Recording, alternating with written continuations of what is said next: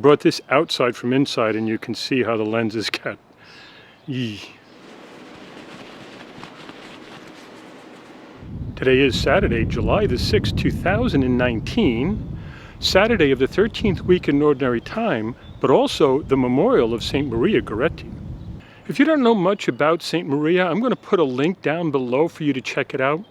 Her story is one of those very inspirational stories, for as a young girl, she defended her purity against a would-be rapist and attacker. I think in this world where people basically no longer have shame, this is one of those beautiful stories of someone who understands what it means to be modest and to be pure.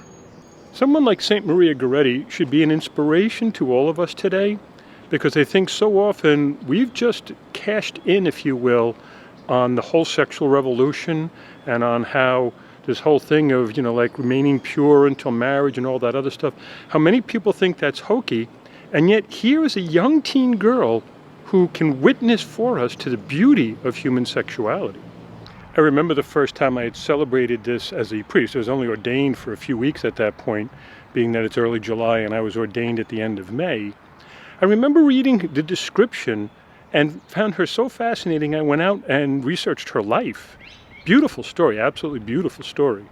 I mean, there are many things that I once believed about, sex and human sexuality that have changed radically, especially since I went back to receive my doctorate and studied the theology of the body by John Paul II.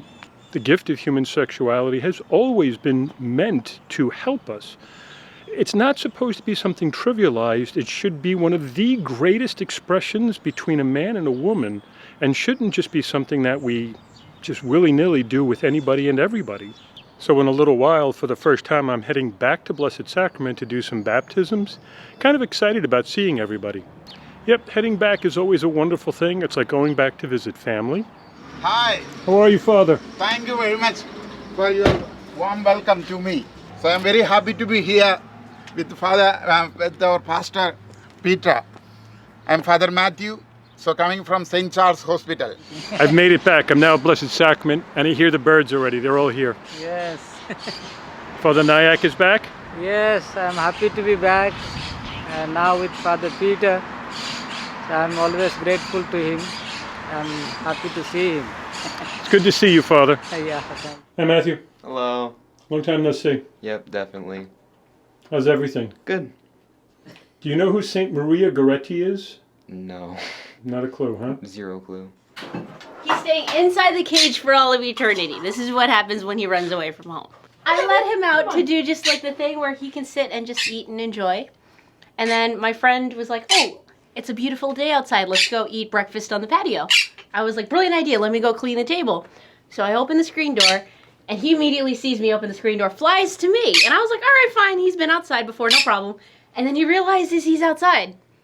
And then he goes, I'm going to go explore. And leaves. Absolutely just dips, and he heads for like the highest treetop. And What does that sound like? Sounds like her. Absolutely leaves. And then I walk across the property, we're talking like half a block, and I hear him. Oh, he finally realized you were there. Hey, buddy.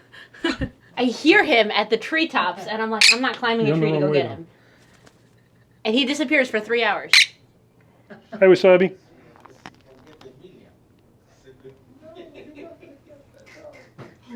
Oh, he did let Butterfree go. And that was, he's like, oh, go be with your own kind, Butterfree. I cried during that episode, and I was only 7. You scared the living daylights out of me. And then all of a sudden, like literally at 12 o'clock, You really are his mom. I gave up. And I was like, hey, Amy, let's go for a walk, and let me try one more time. I called, I again didn't hear with the him. glasses. Okay, it's a good thing I need to get a new pair of glasses. And I had to go get him off of the ladder. Yeah, he was doing the same thing in the tree. Like, it's a good thing you're a climber.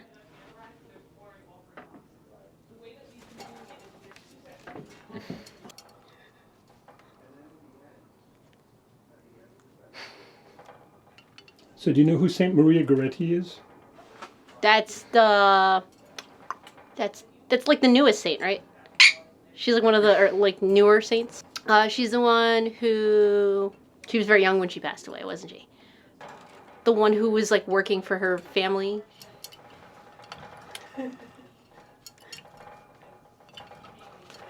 But no, wasn't she like kicked out by her family? She had a big family that she was working for. He does a pretty good job at it now. Huh? He does a pretty good job at it now. Yeah, he's just trying to go in. She was a martyr. I forget how she died. Yeah, just like old times, I got to get the air conditioning here fixed. I cannot see it, yeah. This is how new pastors learn. Technology inclined. Anthony, do you know who Saint Maria Goretti is? I know that we honored her today at Mass. I don't really know a lot about her. So it is kind of interesting being back. I'm doing a couple of baptisms here at Blessed Sacrament. Do have to admit, the first time coming back like this in the capacity of being a visitor is kind of strange, but I'm here, the people are still wonderful, and God bless them all. So, St. Maria Goretti is a young girl, was 11 or 12 years old, living in a provincial area of Italy around the turn of the 20th century. And basically she was helping her family to survive and subsist. And one of the older boys in the neighborhood made advances to her that she resisted. So he brutalized her and ultimately caused her death. But yet on the hospital operating table, her final words were words of forgiveness for this man. Do you know, I have some scratches in them because of you. Luckily, I'm up for a new pair, so I don't care. Fast forward decades later, this man went to jail, of course, and he had a conversion moment and repented in jail. Looked up Maria's mother, and his act of violence against Maria caused her entire family to have to separate. So he looked up Maria's mother decades later, found her living in a town, and expressed his apologies, and Maria's mother not only forgave him, but took him into her home as her own son. And so it's a really powerful story of forgiveness that follows St. Maria Goretti. How are you, Matt? Good. Doing good. So now that wraps up my first trip back to Blessed Sacrament. Kind of an emotional thing. I do miss everybody. I'm sure that there'll be plenty of other opportunities, however, so I miss you all. God love you.